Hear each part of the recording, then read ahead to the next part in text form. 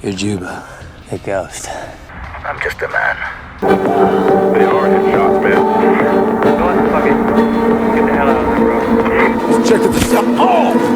Amerika adalah negara superpower dengan persenjataan terkuat di dunia, sementara Irak adalah negara dengan militer terkuat nomor 4 dunia.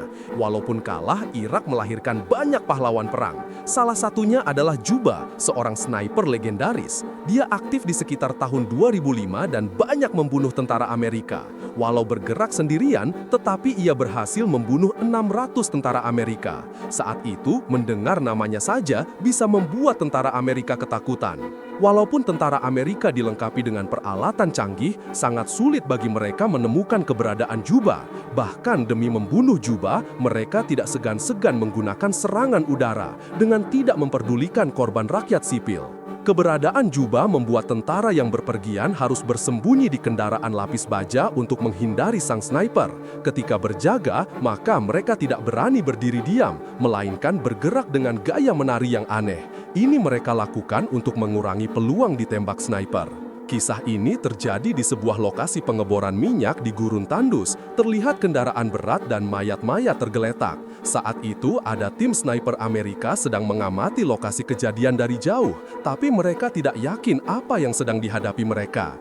Walaupun begitu, bagi sniper, kesabaran adalah hal utama. Mereka sudah mengintai tidak bergerak selama lebih dari 10 jam di bawah terik matahari. Tetapi belum ada tanda pergerakan musuh. Sang spotter, Ishak, mengamati mayat para pekerja. Total ada 8 mayat di situ, tapi tidak terlihat tanda-tanda perkelahian atau serangan apapun. Ishak merasa pembunuhan ini terlalu bersih, khas para penembak jitu. Melihat para mayat berada dalam posisi berdekatan, dia yakin tidak ada yang sempat melarikan diri. Artinya mereka dibunuh dalam waktu singkat. Di Irak hanya satu orang yang bisa melakukan ini, yaitu sang sniper legendaris Juba. Matthew tidak percaya, dia mengira pasti ada 4 atau 5 orang teroris menyergap para korban. Matthew tidak pernah percaya keberadaan penembak jitu dalam legenda itu.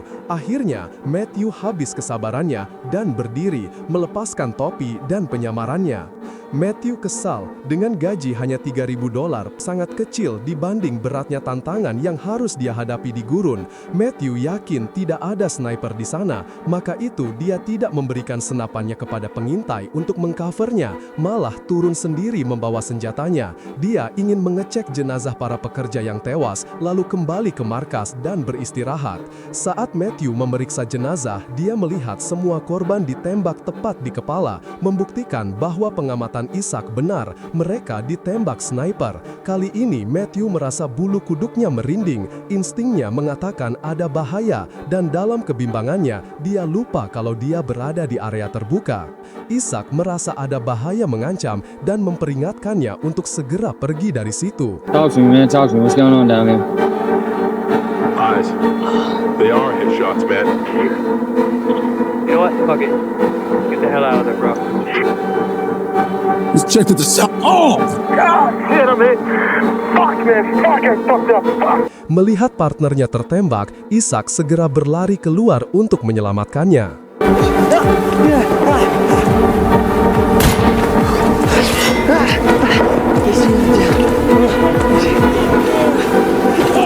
Ishak berlari zigzag tidak beraturan untuk menghindari tembakan. Dia sadar ini adalah perangkap musuh. Matthew hanya ditembak di kaki. Ini taktik musuh untuk memancing Ishak keluar. Namun Ishak tidak bisa diam saja. Dia berlari menuju Matthew, tapi akhirnya dia terkena tembakan juga di kakinya. Ishak melihat sekeliling. Menembak sasaran yang bergerak sangatlah sulit, membuatnya yakin kalau musuhnya adalah sniper yang lihai. Luka di kakinya membuatnya tidak bisa membantu Matthew. Ishak memutuskan untuk bersembunyi ke balik tembok.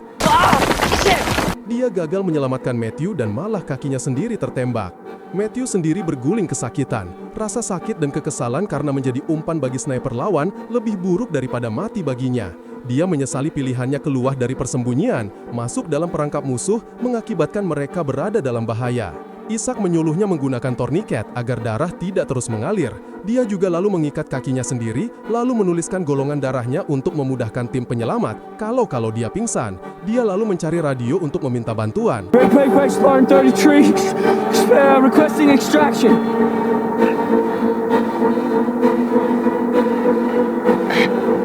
Radio telah rusak terkena tembakan. Ishak tidak bisa menghubungi markas meminta bantuan. Dia pun putus asa. Tembakan terus menghantam, tapi anehnya Juba tidak membunuh mereka. Tadi dia menembak botol air minum dan alat komunikasi Ishak, lalu menembak kaki mereka, membuat mereka tidak bisa bergerak bebas, dan bayangan kematian akibat kehabisan darah terus menghantui. Matthew takut bergerak, dia berada di tempat terbuka, bisa ditembak lagi kapan saja. Satu-satunya agar mereka memiliki kesempatan hidup adalah Ishak harus mencari tahu posisi Juba, lalu Matthew melakukan serangan balik, tapi mampukah mereka melakukannya dalam kondisi ini? Ishak berlindung di balik dinding batu yang rapuh, lalu membuat sebuah lubang dan memasukkan teropong untuk mengamati. Ketika dia sedang mencari posisi musuh, tiba-tiba radio berbunyi. Dia berpikir panggilan itu dari markas. Dia pun segera melaporkan posisi dan identitasnya. Tetapi ketika dia diminta oleh suara panggilan itu menembakkan pistol ke langit dari berdiri sebagai tanda, Ishak segera curiga dengan identitas orang yang berbicara dengannya. Ternyata orang itu bukanlah dari pihak Amerika. I'm just a civilian. Civilian, my ass. Sambil berbicara, Ishak mencoba memperkirakan posisi Juba. 800 plus. Berdasarkan suara tembakan dan waktu perjalanan peluru, dia memperkirakan Juba berada sekitar 1.500 meter jauhnya. Tyler's climb house. Ishak berkata pada Juba bahwa perang sudah usai dan mengapa membunuh para pekerja yang bukan tentara. Juba menjawab bahwa perang belum usai. Dia juga menambahkan, terutama untukmu, perang masih belum berakhir. Juba terdengar sangat membenci tentara Amerika, membuat Ishak terkejut dan tidak berani melanjutkan pembicaraan dengan Juba. Ishak kehausan karena panas, tetapi botol airnya sudah ditembak oleh Juba. Frustrasi mulai membuatnya kehilangan kesabaran. Juba mengaku sengaja merusak botol air Ishak, juga sengaja mengincar pembuluh darah di kakinya agar Ishak menderita karena pendarahan, membuat Ishak menyumpahi kekejaman Juba. Ia terus bergerak untuk menghindari tembakan berikutnya.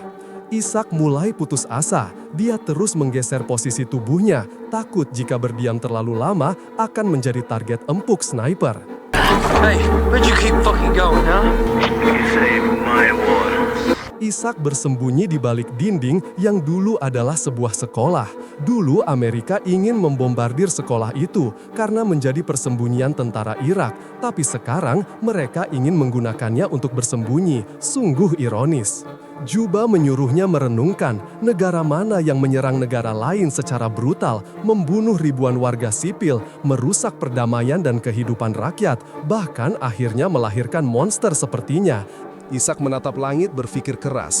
Dia mencoba memperkirakan jumlah peluru Juba. Dari jumlah orang yang tertembak, ditambah dengan peluru yang ditembakkan untuk Matthew dan dirinya, dia bisa menghitung total peluru yang sudah ditembakkan Juba. Tapi sayangnya, dia tidak tahu jenis rifle yang dipakai Juba. Ditakutkan dia memiliki peluru cadangan. Ishak terus mencari titik strategis sambil mewaspadai sekelilingnya. Ketika melihat tumpukan puing-puing, dia langsung sadar bahwa Juba bersembunyi di sana. Tidak ada yang menyangka Juba bisa bersembunyi di tempat seperti itu. You're Juba. You ghost. I'm just a man. An angel of death. That's why I never find you.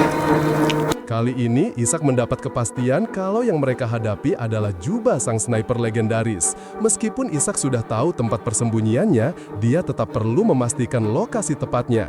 Ishak menggantungkan pakaian dan helmnya pada senjatanya, lalu perlahan mengangkat senapan melewati tembok sambil mengamati tumpukan sampah menggunakan teropong. Namun, maksud Ishak diketahui oleh Juba. Juba tahu kalau Ishak ingin dia menembak agar posisinya diketahui. Juba tidak terpancing, membuat usaha Ishak sia-sia.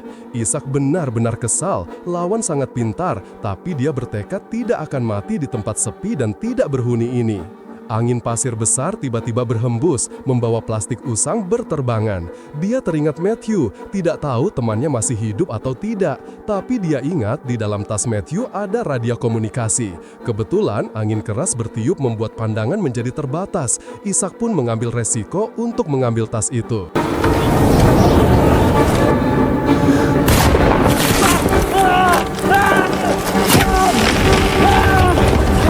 Ishak sangat beruntung, dia berhasil bersembunyi kembali ke balik tembok. Segera dia memeriksa tas yang diambilnya.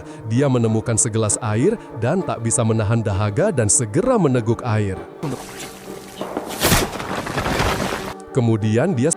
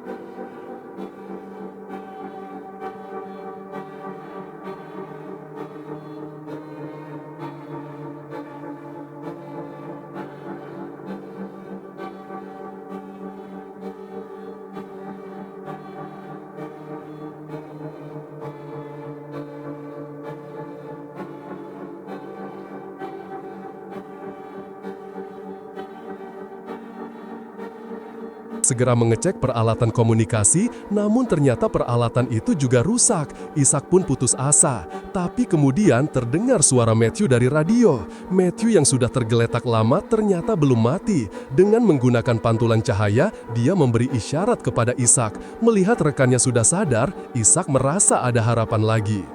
Ishak berteriak memberitahu posisi Juba yang berada di tumpukan sampah. Matthew menggunakan pantulan kaca memeriksa posisi itu, lalu berusaha meraih senapan snipernya. Ishak menghubungi Juba dan mencoba mengalihkan perhatiannya. Juba menyadari sesuatu dan mengecek posisi Matthew. Namun angin kencang membawa pasir yang mengaburkan pandangannya. Ishak melihat Matthew sudah siap menembak. Untuk memberikan waktu bagi Matthew, Ishak melepaskan tembakan ke udara dengan senjatanya. Matthew mengarahkan senjatanya ke tumpukan sampah di arah pukul 12. Matthew menembak 3 kali tanpa mengenai sasaran. Ketika hendak mengisi peluru, Juba menembak bahu Matthew, membuatnya kesulitan menembak dan berusaha merangkak ke arah Ishak untuk berlindung. Namun malang, sebuah peluru menembus pelipisnya. Matthew pun tewas di gurun itu. Ishak hanya bisa meratapi kematian rekannya. Dia ingin keluar dari tempat terkutuk itu. Dia merangkak ke alat komunikasi, mencoba menghubungi markas dengan segala cara. Namun ternyata alat itu kabelnya putus, membuat Ishak putus asa. Tiba-tiba suara statis di radio menarik perhatiannya. Ishak memasang antena dan mendengar komunikasi Juba yang berpura-pura memakai identitasnya dan mengarahkan pasukan Amerika ke dalam jebakan. Ishak akhirnya sadar, Juba lebih dulu membunuh para pekerja Amerika, memanfaatkan alat komunikasi korban untuk menghabisi bantuan yang datang. Ishak dan Matthew adalah korban pertamanya. Kali ini Juba mencoba memancing pasukan Amerika datang lagi ke sana dengan menyamar sebagai Ishak. Ishak merasa sangat putus asa. Kehabisan darah dan kelelahan membuatnya hampir pingsan. Tiba-tiba seekor burung gagak mulai memakan daging Ishak. Rasa sakit membuatnya terbangun. Dia mulai mendengar suara helikopter. Dia tahu bahwa dia harus bertindak. Kalau tidak akan ada lebih banyak korban. Ishak mencoba menarik senapan rifle dengan tali dan pengait. Setelah berhasil, dia merobohkan tembok dan menggunakan debu pasir menghalangi perhatian Juba untuk bersiap mengambil posisi. Tembok yang runtuh membuat Juba langsung waspada. Ishak terus menunggu Juba menembak untuk mengetahui posisinya. Juba menembak, namun meleset. Setelah Ishak mengetahui arah tembakan, dengan segenap jiwa raganya, dia menembak ke arah Juba. Setelah lama tidak ada reaksi, Ishak memberanikan diri berdiri tegak, melebarkan tangan, menutup mata, menunggu Juba menembaknya. Namun semuanya tetap sunyi. Akhirnya, Ishak berhasil membunuh Juba, sang sniper legendaris itu. Helikopter penyelamat beserta prajurit bala bantuan akhirnya tiba. Ketika akan ditandu ke helikopter, Ishak terus menyebut posisi Juba di tumpukan puing, tapi suaranya kalah dengan gemuruh helikopter. Helikopter akhirnya mengudara. Ketika sudah mengudara, tiba-tiba seorang prajurit tertembak. Ishak berteriak memberitahu posisi musuh, tapi sudah terlambat. Sebuah tembakan akhirnya menewaskan sang pilot helikopter. Akhirnya, helikopter jatuh dan menewaskan semua penumpangnya. Suara Juba terdengar kembali. Kali ini menyamar sebagai pilot helikopter dan menghubungi markas komando, menunggu gelombang bantuan selanjutnya. Sampai di sini saja film ini Movie Lovers. Sampai jumpa lagi di film-film selanjutnya. Bye-bye.